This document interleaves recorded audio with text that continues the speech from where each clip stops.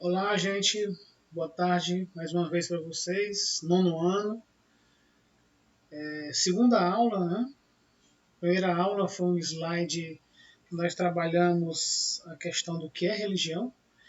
E a religião, nós compreendemos na aula passada que ela é um conceito ainda muito pluralista, né? Porque diversas religiões têm o seu significado, a sua importância para essa expressão, esse sentimento. Então, não é uma definição, um conceito único, mas o comum, que abrange todas as religiões, é o conceito de paz, de integridade, de respeito, né? De normatividade, ou seja, nenhuma religião prega violência. Gente, nossa aula de hoje, né, nós vamos falar aqui sobre os mitos de origem da vida, né? Não são as teorias, mas os mitos de origem da vida, segundo, né, quatro religiões que nós vamos trabalhar hoje. Vamos conhecer rapidamente. Vida e morte, de onde viemos e para onde vamos. De onde viemos e para onde vamos são dois grandes questionamentos que perseguem a humanidade. A filosofia e a ciência há séculos. E para muitos são incógnitas, que só têm resposta nas religiões. E aí, por que a religião é importante para dar essa definição? Será que cientistas, filósofos, né, não são capazes de dar essa definição? Só a religião? Né?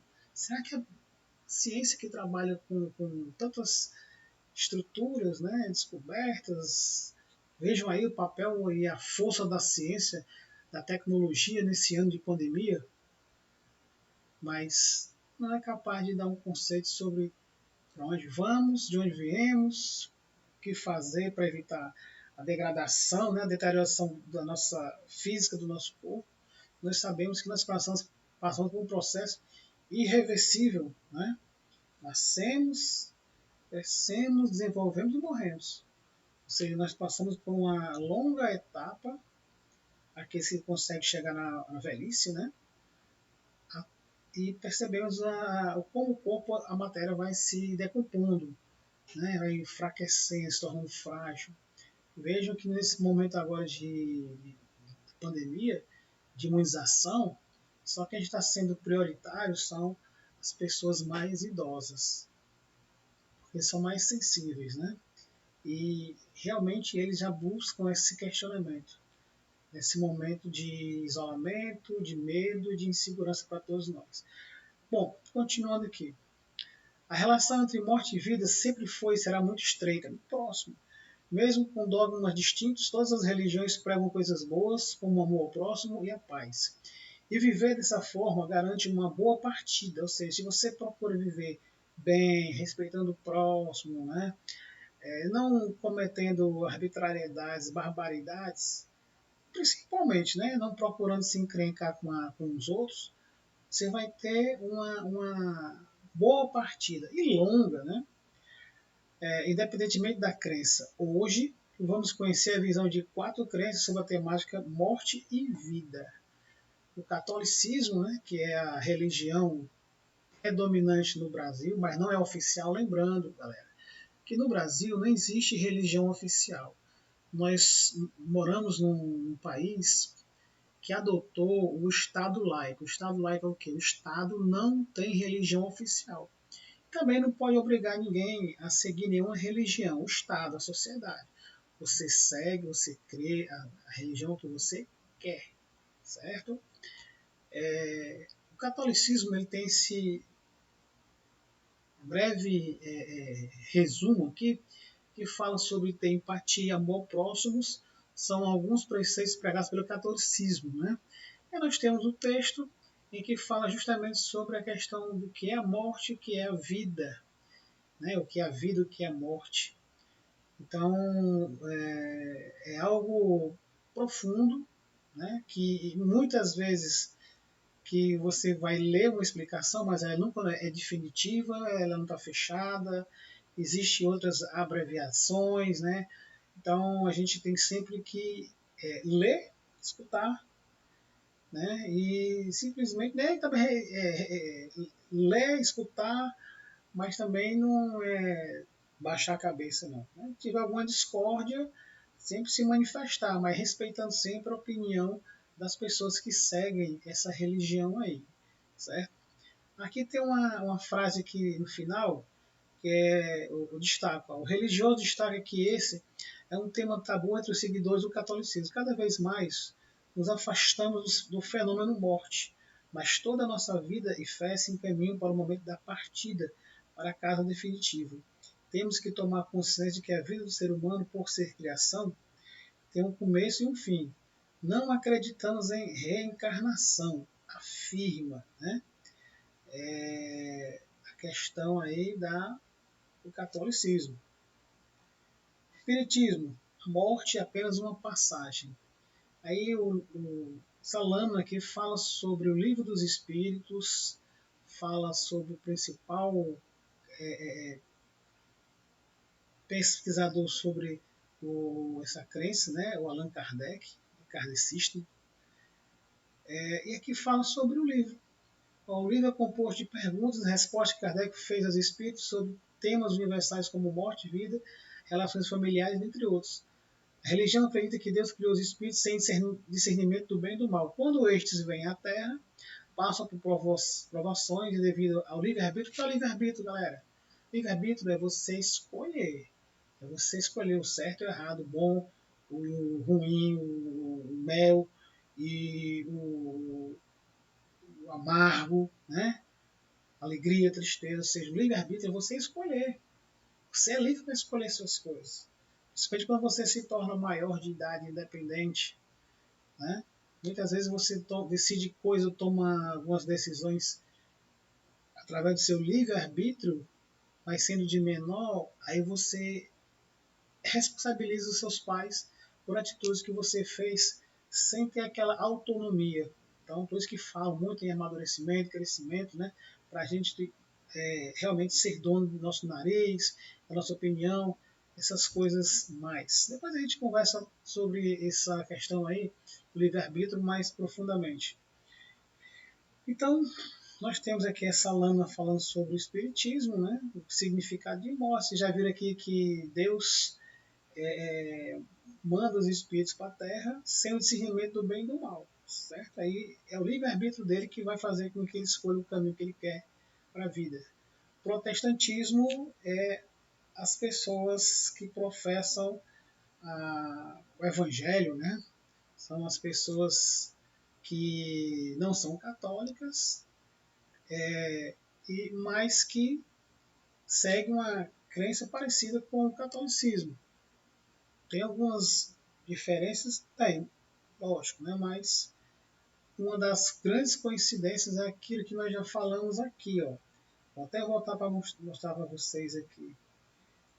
Todas as religiões pregam coisas boas, né? Como o amor ao próximo e a paz. Nenhuma religião prega o ódio e a intolerância. O protestantismo surgiu no século XVI a partir de uma cultura para a Igreja Católica, feita pelo monge Martinho Lutero. Ele criou um documento, né? São as 95 teses. Depois a gente fala sobre isso aí. Sobre a morte, os religiosos também buscam resposta nas escrituras. Segundo o pastor Elcias, o fenômeno foi inserido aos humanos por causa do pecado. A tal crença pode ser encontrada em Romanos 5,12, que diz: como por um homem entrou o pecado no mundo e pelo pecado a morte. Né? Então vocês veem aí que por conta do pecado a morte entrou nos nossos caminhos. Né? E biblicamente isso já foi dito, né? Foi falado realmente. Né? Que muitas das vezes o homem ele vai passar por situações, problemas, né? Que em outra época, se não houvesse ocorrido a questão do pecado, né? Da traição, da queda e tudo, ele não passaria. Mas, como está falado aqui também no Espiritismo, né? Nós temos o livre-arbítrio para escolher o que é o certo, o que é errado, o que é o bom, o que é o ruim, certo? Então, é importante, né, que vocês entendam que nesse livro de Romanos fala que por meio do pecado entrou a morte do homem. É como se nós fôssemos resistentes, intocáveis, não tivéssemos nenhuma falha, mas a partir do pecado surgiram aquelas brechas, e dentro dessas brechas entrou a morte, que prova que nós somos mortais e não imortais. Certo? E por fim, a questão do candomblé, da iniciação a Egum. Logicamente, né, é uma religião muito falada, o candomblé, uma religião de povos originários da África, e tem toda uma ritualística, né, diferenciada, sofre grande preconceito, intolerância, mas isso aí tem sido trabalhado e é para se trabalhar na sala de aula para a gente compreender que deve haver respeito pelas religiões, certo? Pela sua, pela do outro. O candomblé é uma religião de ordem iniciática e, como tal, tem várias determinações que direcionam a vida dos filhos de santo. A maioria dos ensinamentos é passado de geração para geração de forma oral, tanto pelos ensinamentos sagrado Ifã, né, que contém os princípios éticos da religião, quanto pelos mitos dos 16 orixás, né, que são histórias contadas e recontadas e sempre apresentam uma lição. Os orixás são divindades das religiões de matriz africana. Eles representam as forças da natureza, bem como as virtudes e necessidades dos seres vivos. Para o candomblé não existe a concepção do céu e do inferno. Após a morte física, o Egum, alma do falecido, é encaminhado pelos orixás Omulu e Assam até o Orum, mundo espiritual. Ali ele vai permanecer junto aos seus ancestrais, orixás e guias. A morte é marcada com a cerimônia do Axexé, né, na qual os feitos e as coisas boas pelos iniciados são glorificadas. Engraçado, né, que na mitologia egípcia falava do livro da vida, né, da pessoa. Traz o livro. Vamos ver o que ele fez de bom durante a vida. Durante muito tempo se acreditou também, né, que os católicos eles também tinham que ter testemunhas, né, no momento da sua partida, para falar sobre as suas boas ações. Mas a sua consciência não é que prevalece, não é o testemunho. Afinal de contas, você não está sendo acusado de nenhum crime.